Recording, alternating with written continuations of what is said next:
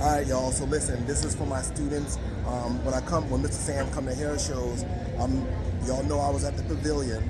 So now I did another podcast earlier this morning with my boy Tara the barber, and now shout out to Tara, super dope guy. And now y'all don't know this guy right here, but you will. I do anytime he asks me to do a podcast, I'm always with him. He got his own barber school. He's a barber instructor. He uses Pivot Point. Yes. He also knows y'all got hard heads sometimes, and y'all don't want to do the long, solid form haircuts. So this is him. So yeah, we ain't gonna beat y'all up on this episode this time. No, not at all. But I just wanted to. We're just gonna record everything. We're about to get started, but I just want to let y'all know, like, this is what Mr. Sam does when he's at a show. So let's get it. Thank you. Again, so with that being said, thank you for I appreciate you, brother. Welcome back. This is welcome back to the Underrated Profession. My name is William Graham, aka Big Fundamentals. I'm the co-host. Yeah. Shout out to our co-host, Mr. Mike Sauls, aka Barber Maestro, aka Hands are always ordained by the barber guy. So shout out. So today what we're doing, we're here at IBS NYC, in IBS New York, and so we're going around talking to some of the educators, of course some of the exhibitors as well. But this young man definitely doesn't need any introduction. I would say he's a regular on the podcast, like you mentioned earlier. So I am, man. I think this is podcast number 3 for us. Number three. Yeah. Number three. So it's always an honor to be able to get this young man to sit down and talk with us really quick. We only got a few minutes with him because we got to let him get back to some things he's doing. And so that actually would be a good first question to start off with after you introduce yourself again to the audience. Let the audience know some things that you're doing today or doing out here at IBS. Absolutely, man. Right. So I'm Roderick Samuels, everybody. How y'all doing out there? You can catch me on Instagram at Roderick Samuels, RODRICK, or you can go to my education page, which is at Teaching Barbers is my jam. Yesterday, today, and tomorrow, I am the official host of the Powerhouse Pavilion. And at the Powerhouse Pavilion, what we're doing is we're celebrating black educators, black and brown educators in the beauty and barber space. So anything from diversity and inclusivity, how to build equity, to right now, while I'm over here, they're talking on finances and how as black educators and black business owners, we can be a little bit more financially stable in our businesses, especially right now, what's going on with our economy. And some people don't think that we're going through a recession. Some people know that we're in a recession right now. So whatever side of the coin you're on, how to pivot and make moves as black business owners. So I'm really, really proud, honestly, Will, to be a part of that and to help to push and start that conversation with not just people who look like you and I, but for white, Hispanic, Puerto Rican, Plaid, Argyle, it doesn't matter, man. It's super important for us as an industry to get behind and push forward. Yes. And I had the pleasure to sit in on some of the sessions yesterday as well at the pavilion. It was my first time. Fire. And it was so awesome. What's so funny is Mr. State Board, he's doing the part of the whole he's doing a financial piece right now. Yeah, and so I know him and I talked earlier, and I was expressing to him how we both was talking about how we were just excited. It was so empowering to see, even though it was about the black businesses and black educators, things of that nature, but just how diverse the audience was that was there, because it's information at the end of the day, it's the industry, and it was just really cool to see the diversity inside those sessions yesterday. For sure. And you know what? And I think that's what it needs, right? I think a lot of times we don't think that we need, as black people, we don't think that we need other people of color to join us. We need everybody in the fight. Those are our allies. Right. And the cool thing was we did have a wide array of people who were non-people of color in the audience asking questions. And I think at the end of the day, what the International Beauty Show wanted to do, it definitely accomplished that on yesterday, for sure. And it's going to continue to do that for the next 2 days, too. Nice, yes. So just since I know we got limited time, which I know we respect for your time, I should say, I just want to ask a couple quick questions, and we'll wrap things up. And I know you're ready. He stay ready. He stay on the trigger. This guy stays on the trigger. We're mind together, brother. You know what I'm saying? Everything is good. I caught myself going to challenge him a little bit. I normally like to send him the questions ahead of time. No, you didn't. This time I didn't, so I want to see what he worked with. Y'all see what he comes with. All right, I'm ready for it, man. I'm ready for it. All right. Try to put me on the spot. Put him on the spot. I'm trying. Let's go. I'm trying. All right. So what would you say, talking to apprentices or students or just getting out? What is the number one skill or technique should a beauty professional need to master right now? I know we talked a little bit of stuff, but what would you say? The number one thing that apprentices or students coming into the industry need to know right now is that money and numbers follow, they don't lead. Everybody wants to talk about how much money they're going to be making, but don't lead with that. Lead with customer service. Lead with selling an emotion. People won't remember the haircut. They remember how you make them feel. And always make sure to accommodate people's needs. That's going to be the biggest thing. You can have a dope haircut and a blurry fade, but if your customer service is crap, you're going to get crap clients for sure. I like that. So, with next one, I'm sorry, he's just rapid fire. I'm ready. All right. So, what excites you most about being here at IBS? You know what? Teaching here.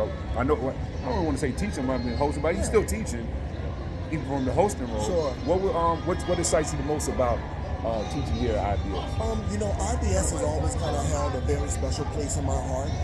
Back when I worked for another clipper company, this was my very first hair show. Shout out to Ivan Zook for giving me this opportunity. But this is my very first hair show as a national platform artist. So anytime that I come here, I'm always reminded of how Ivan threw me to the wolves and had me perform at this show. And it was my first gig for this particular company at the time. But coming back here, man, it's always very nostalgic. I love the fact that I get to see people that I love, like you, a couple other people in the industry, and just kind of reignite my passion for the industry again. I like to get in my slices of pizza. I like going to Hell's Kitchen. But most importantly, the diversity of the International Beauty Show and working with American Salon Magazine. Those are the things that have really helped propel my career. So this is why I like coming to New York, man. It's dope. Awesome. Let me pause real quick.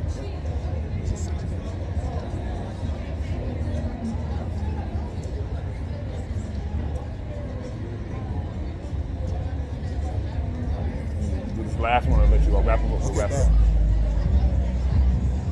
Awesome. That was great. Thanks for sharing that.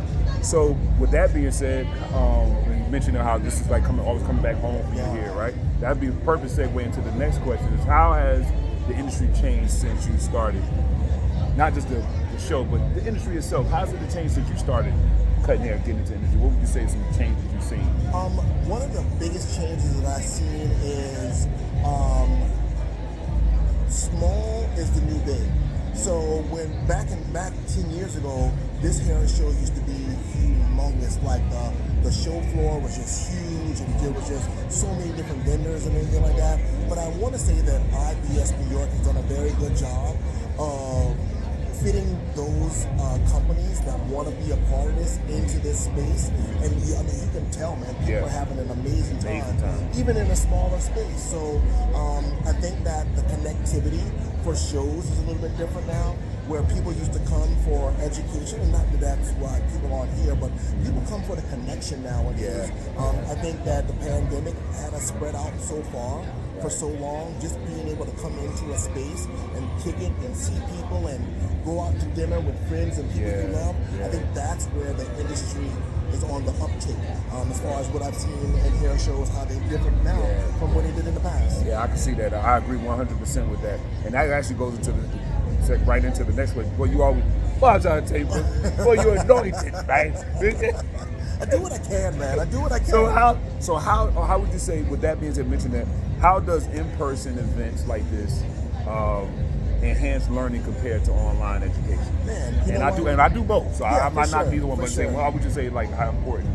To me, and I love online education as well, but there's nothing more important than being able to sit and watch and feel, right? Energy is just different. Like the energy that you feel when you're actually at the hair show versus taking the class online is completely different. I get to touch you, right? I get to be like, hey, William, check this out, man. What are we doing today? Hey, William, you're from New York. Where are some of the good places that I can go? But just being around 20,000 of like-minded people. Yeah. That type of energy is just infectious, and you just cannot beat that kind of energy, especially at some place like International Beauty Show in New York, for Awesome, sure, awesome. 1000%. So game time. All right. Run out of All time. right. We're All gonna right. go to That's game okay. time. That is Game okay. time. But I did want to game time. Plus, I also want to make sure that I want to talk about what you got coming up next. I Sure. know I've seen some things. I know this may not be the time we'll do it. But I know we'll connect again. Yeah. But the deregulation in NABA real quick. And we'll throw that in there real quick. Yeah. I know we had to continue this conversation another time. Yeah, I might have to come back on later on that. today. We'll throw on that. Exactly. So, game time. Game time. All right. I'm most efficient when I'm most efficient when I plan. For me, I'm a planner. I'm very robotic sometimes in my day. So the efficiency for me is just making sure I got a game plan, whether it be in the classroom, even for the show. Like you and I have been communicating for this for over a month. Yeah. Just for this one little 14 minutes. Right. You know what I mean? So that to me is where it needs to be. Okay. They say money is a tool, yet knowledge is what? But knowledge is power. Knowledge is power. But knowledge is also dangerous. If you have a certain amount of knowledge, but you're not putting it to the proper use, it could cause yourself harm. So to be the smartest person in the room, that's never a good thing. Yeah. If you're not sharing that information with other people. So yeah. All right, two more.